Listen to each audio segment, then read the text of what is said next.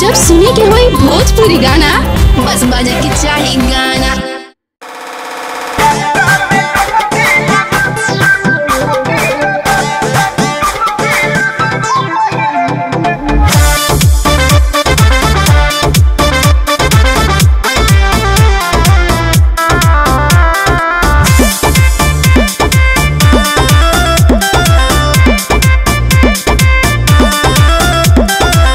देखी के बड़ा पागल आइल हो कहे हमरे पबाड़ल भाइल हो।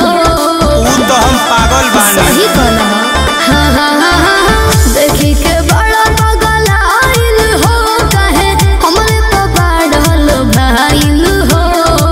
अच्छा हमरा पीछे पड़बो तो मुइबो करिले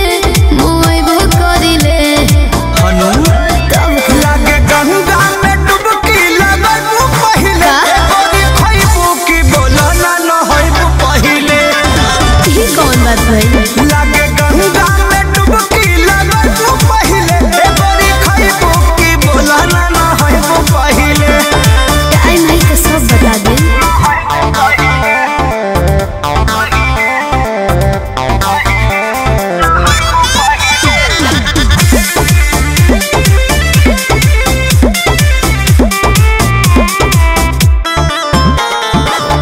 पीछे हमारा पर जानी ढेर ओहिले गोइले धानी ओ हमें के बुझो जानी बड़ी खतरनाक हानी बुझला। जब जब कहबू तवन खियाइब घुमाइबे गोरी सच कहतानी तोहरा मनवा के सारा धा पुराइबे गोरी। नाही मनोबत बात गोरी आइबो करिले का बुझला। लागे गंगा में डुबकी लगबू पहिले ए गोरी खइबू की बोला ना नहइबू पहिले। आबा लागे गंगा में डुबकी लगबू पहिले ए गोरी खइबू की बोला ना नहइबू पहिले। टेंशन मत करो सब बताई।